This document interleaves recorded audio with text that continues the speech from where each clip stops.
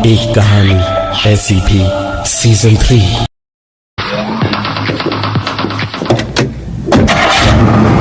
रात के उस वक्त करीब 2:30 बजे थे। नोएडा के सेक्टर 18 के एक पब से निकलकर नमन और ध्रुव दिल्ली की सर्दी वाली रात में घने कोहरे में हल्के नशे में ड्राइव करके साकेत अपने फ्लैट की ओर निकल पड़े थे। गाड़ी के वाइपर चल रहे थे। नमन को बहुत ज्यादा चढ़ी हुई थी। ध्रुव फिर भी होश में था और आराम से ड्राइव भी कर ले रहा था जब थोड़ी दूरी पे ही ध्रुव को एक लड़की लिफ्ट मांगने को हाथ लहराती हुई नजर आई। गाड़ी रोके उससे पहले ही वो आगे निकल चुके थे। इतनी रात को एक लड़की ऐसे सड़क पे दिल्ली में ऐसे अकेली, शायद मदद चाहिए हो। यही सोचकर ध्रुव ने गाड़ी रोकी और धीमे धीमे गाड़ी को बैक करने लगा और अंदाजन जहां पर वो लड़की खड़ी थी उतनी पीछे गाड़ी ले जाकर देखा तो वो लड़की वहां थी ही नहीं। ध्रुव को लगा शायद थोड़ा और पीछे थी वो लड़की, इसलिए उसने गाड़ी थोड़ी और पीछे ली, लेकिन लड़की वहां भी नहीं थी। अब ध्रुव को थोड़ा अजीब लगा। उसने गाड़ी का शीशा नीचे किया और झांक के बाहर जहां तक दिखा उतना देख के पाया कि वहां दूर दूर तक कोई लड़की नहीं थी। ध्रुव ने शीशा बंद करके गाड़ी वापस स्टार्ट की और घर की ओर चल दिया। बेकार की इस बात से और घर पहुंचते पहुंचते उसका नशा पूरी तरह से उतर गया था। सोफे पे बैठते हुए ध्रुव ने नमन से कहा, मुझे यार और चाहिए, पेट्रोल पंप के पास से लेकर आता हूं, तू पिएगा? नमन को काफी चढ़ी हुई थी। सर में उसे दर्द सा हो रहा था। उसने आधे होश वाली हालत में ही कहा, नहीं यार, बहुत हो गई भाई, तू ही पी अब। ध्रुव हंसता हुआ घर से बाहर निकल गया, जबकि नमन सोफे से उठा और फिर नींबू पानी बनाने को किचन में जाकर नींबू, शक्कर और नमक निकालकर एक जगह रखा ही था जब दरवाजे की घंटी बजी। इतनी रात को कौन हो सकता है? यही सोचकर नमन ने सर पकड़े हुए दरवाजा खोला तो देखा बाहर कोई भी नहीं था।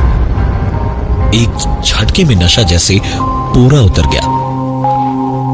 सरदर्द से परेशान और चिढ़े हुए से नमन ने दरवाजा बंद करके वापस किचन की ओर कदम बढ़ाए ही थे जब एक बार फिर से डोरबेल बजी। नमन ने एक झटके से गुस्से में दरवाजा खोला तो अरे यार, कार की चाबी तो मैं घर में ही भूल गया। यह कहता हुआ ध्रुव नमन के सामने से उसको बिल्कुल नजरअंदाज करता हुआ सीधा अंदर के कमरे में चला गया और दरवाजा बंद किए बिना ही उसके पीछे पीछे नमन भी अंदर तो गया, लेकिन कमरा तो खाली पड़ा था। ध्रुव कमरे में था ही नहीं। नमन के सामने ध्रुव अभी अभी कमरे में तो घुसा था, लेकिन उसे जमीन खा गई या आसमान निकल गया, एक ही पल में कहां गया। कमरे की खिड़कियां सारी बंद थी और कोई बाथरूम या दूसरा दरवाजा भी नहीं था बाहर जाने को। नमन ने जेब से तुरंत फोन निकाला और ध्रुव को फोन मिलाया और ध्रुव के फोन उठाते ही नमन ने कहा, तू कहां है? अभी अभी कमरे में मेरे सामने से गया और कहां गायब हो गया? ध्रुव नमन के मुंह से ये सारी बातें सुनते ही जोर से हंसा और कहा, भाई जब हजम नहीं होती है तो इतनी पीता क्यों है? मैं गाड़ी में हूं, माल लेने गुड़गांव जा रहा हूं। यकीन नहीं होता तो ये ले, सुन ले। अब हुआ यकीन? नशे में ऐसा होता है भाई, चल सो जा। नमन ने भी सोचा सही ही है, चढ़ी तो थी उसे बहुत ज्यादा।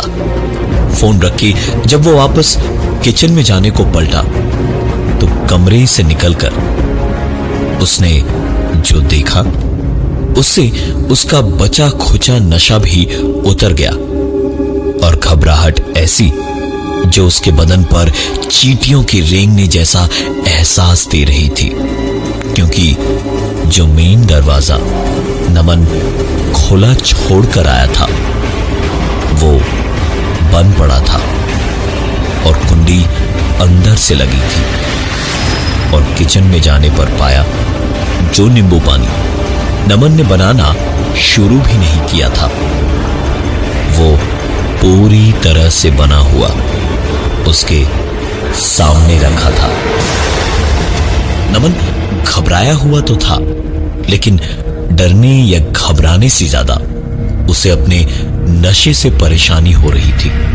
नमन ने ग्लास उठाया और किचन के सिंक में उड़ेल दिया। नींबू पानी सिंक से तो उतरा, लेकिन आवाज ऐसी आने लगी जैसे नींबू पानी पाइप से नाले में नहीं किसी के हलक में जा रहा था और घूंट दर घूंट उसे कोई पी रहा था।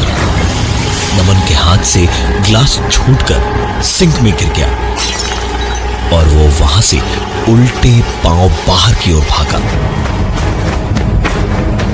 उसने घर के मेन दरवाजे को खोलने की पूरी कोशिश की, लेकिन मेन दरवाजा बाहर से बंद पड़ा था। नमन का सारा नशा एक झटके में उतर गया। इस वक्त सर दर्द नहीं, आते हुए बेहिसाब पसीने की वजह से नमन ज्यादा परेशान हुए जा रहा था। दरवाजा हो न हो ध्रुव ने ही जाते वक्त बंद किया होगा। तुरंत जेब से फोन निकालकर नमन ने ध्रुव का नंबर मिलाया और ध्रुव के फोन रिसीव करते ही नमन उस पर बरस पड़ा। तू दरवाजे को बाहर से बंद करके क्यों चला गया? हाँ, यहां मेरी जान पे बनी हुई है और तू पता नहीं कहां है। ध्रुव ने बस इतना सुना और सुनते के साथ ही उसने भी चिल्लाते हुए कहा, अबे रात रात भर रोज इतनी पिएगा तो ऐसे ही पागलों जैसी बातें करेगा तू।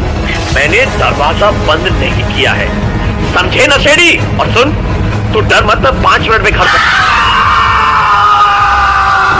अपनी बात ध्रुव पूरी भी नहीं कर पाया, क्योंकि नमन की चीख इतनी तेज थी फोन पर कि ध्रुव के हाथ से छूटकर फोन गाड़ी में ही गिर गया। अगले 5 मिनट में ध्रुव घर के सामने था।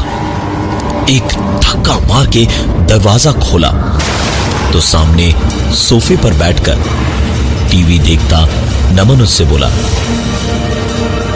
अबे क्या हुआ, दरवाजा तोड़ेगा क्या? ध्रुव ने हांफते हुए उससे कहा, अबे तू बिल्कुल ठीक है, फिर चीखा क्यों था फोन पर अभी?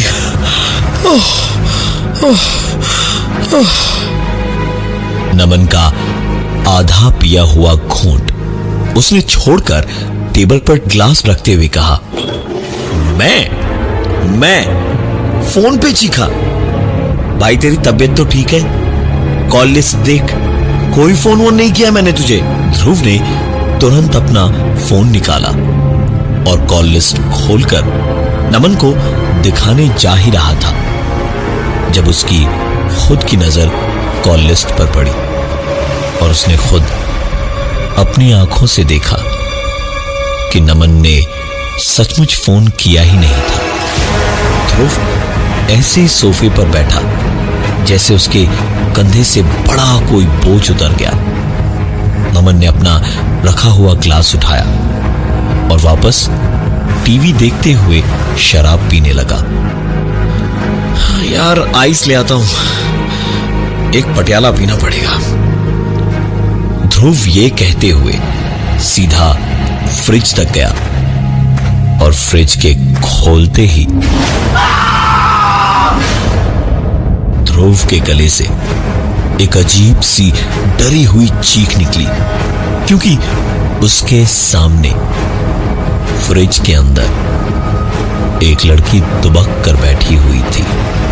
नमन चीख सुन के वहीं से चिल्लाया और दौड़ता हुआ आया। अरे अब क्या हो गया, तू चीखा क्यों भाई? और ध्रुव ने पलटकर एक बार फिर फ्रिज में झांका तो उसमें कोई नहीं था। हालत ऐसी थी कि कुछ बोलकर नमन को ध्रुव कुछ बता भी नहीं पा रहा था। नमन किसी तरह ध्रुव को संभालकर सोफे तक लाया और कुछ देर में ध्रुव थोड़ा कहीं जाकर ठीक हुआ। उसने एक ड्रिंक बनाकर पी और उठकर सोने के लिए ऊपर अपने कमरे में जाने लगा। ऊपर पहुंच के कमरे का दरवाजा खोलते ही उसकी एक चीख उस घर में बहुत जोर से गूंजी। ध्रुव के सामने कमरे के अंदर बिस्तर पर एक नमन खून से लथपथ पड़ा हुआ था।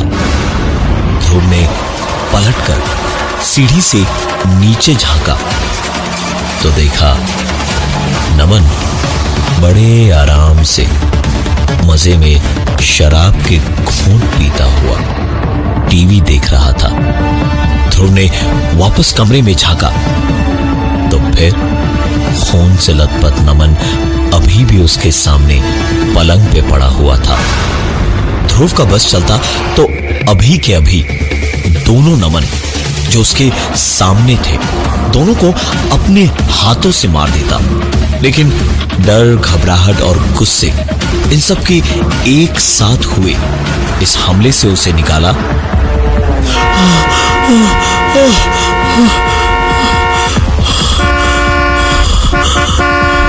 एक कार के हॉर्न से हांफते हुए अचानक जैसे ध्रुव की नींद टूटी तो उसने देखा गाड़ी किनारे ही लगाए हुए वो सो गया था।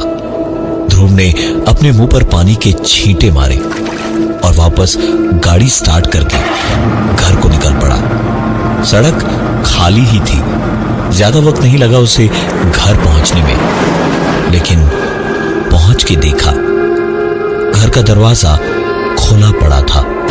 ध्रुव ने हाथ में पकड़ी हुई बोतल दरवाजे के पास वाले ताक पे रखी तो सामने टेबल पर नजर पड़ी जहां 2 ग्लास रखे हुए थे। एक पूरा था और दूसरा आधा खाली। नजर पूरे घर में दौड़ाई तो अंदर फ्रिज भी खुला पड़ा था। ध्रुव इतना तो जानता था कि नमन थोड़ा गैर जिम्मेदार है, पर यह सब देखकर ध्रुव का खून तो खौलता ही गया, लेकिन साथ ही घबराहट भी हुई। उसने नमन को तुरंत फोन मिलाया। कुछ देर तक फोन की घंटी बजी और ध्रुव फोन काटे ठीक उसी वक्त भाई मैं यहां पर फंसा हुआ हूं, मुझे पता नहीं कहां, लेकिन NH24 जा, NH24 जा जल्दी, NH24। ध्रुव तुरंत वापस घर से बाहर भागा, गाड़ी स्टार्ट की और करीब 70-80 की स्पीड में अगले 10 मिनट में गाड़ी हाईवे पे दौड़ाता हुआ पहुंचा। बारिश में दूर तक सड़क देखना मुश्किल हो रहा था, लेकिन रह के कड़कती हुई बिजली में अचानक दूर दूर तक साफ दिख रहा था। ध्रुव पागलों की तरह गाड़ी हाईवे पर दौड़ा रहा था जब अचानक गाड़ी बंद हुई और सड़क किनारे मिट्टी में कुछ दूर खिसती हुई जाकर रुक गई। ध्रुव को तकरीबन 5 मिनट बाद अपनी बेहोशी से होश आया तो बाहर निकल के उसने गाड़ी से निकलते हुए धुएं में बॉनेट खोला और अंदर देखने लगा। कार तो बिल्कुल ठीक थी और ये धुआं भी नहीं था, उड़ती हुई धूल थी। ध्रुव ने बॉनेट को बंद किया और गाड़ी में बैठकर गाड़ी स्टार्ट करने को चाबी घुमाई तो कार स्टार्ट होने की आवाज के साथ ही नमन कहीं से अचानक गाड़ी में आकर बैठा और बोलने लगा, भगा भगा गाड़ी भाई, भगा भगा भगा, जल्दी भगा यहां से। ध्रुव एक पल को तो नमन का चेहरा देखता रह गया और फिर खुद को संभालते हुए उसने कहा, अरे पर तू बता तो सही, हुआ क्या है? ये सब आखिर हो क्या रहा है? इस तरह चिल्लाने पर ध्रुव ने उम्मीद जिस जवाब की लगाई थी उसकी जगह जो जवाब मिला उसने ध्रुव की हड्डियों को भी बर्फ जैसा ठंडा कर दिया, क्योंकि नमन अपनी नहीं एक औरत की आवाज में बोला, गाड़ी बढ़ाता है या तेरे साथ भी वही करूं जो तेरे दोस्त के साथ किया है। ध्रुव ने चुपचाप बिना कुछ कहे गाड़ी आगे बढ़ा दी। सिर्फ सीधे देखते हुए ध्रुव बस घर की ओर गाड़ी बढ़ाता गया और कुछ आगे जाके ऐसे ही नजर नमन वाली सीट पर गई तो देखा नमन वहां नहीं था। गाड़ी एक बार फिर से अपने आप रुकी। बाहर होती बारिश में खोले दरवाजे से अंदर जमी विंडस्क्रीन की भाप पे अपने आप ध्रुव की नजरों के सामने कोई लिखता गया, दोबारा वापस मत आना। ध्रुव ने भी चुपचाप गाड़ी स्टार्ट की और अपने घर की ओर चला गया। 2-3 दिन लगे ध्रुव को इस सदमे से निकलने में, और तब कहीं उसे समझ आया कि कुछ दिन पहले नमन और उसके 3 दोस्त रात को लौट रहे थे तो एक लड़की उसी जगह लिफ्ट मांग रही थी और लिफ्ट देने के बहाने उस रात भी दिल्ली की सड़कों पे बारिश में हाईवे पर दौड़ती हुई इस कार में भी वही हुआ जिसके लिए दिल्ली अक्सर शर्मसार हुआ करती है। नमन और उसके दोस्तों ने लड़की को वहीं खेतों में फेंक दिया था जहां सुबह उसकी नोची खसोटी हुई लाश मिली थी। और ये सब पता होते हुए भी ध्रुव ने कुछ नहीं किया।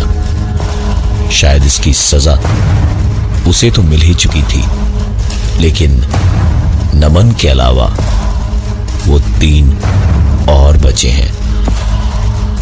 वो लड़की उसी हाईवे पर आज भी उनका इंतजार कर रही होगी।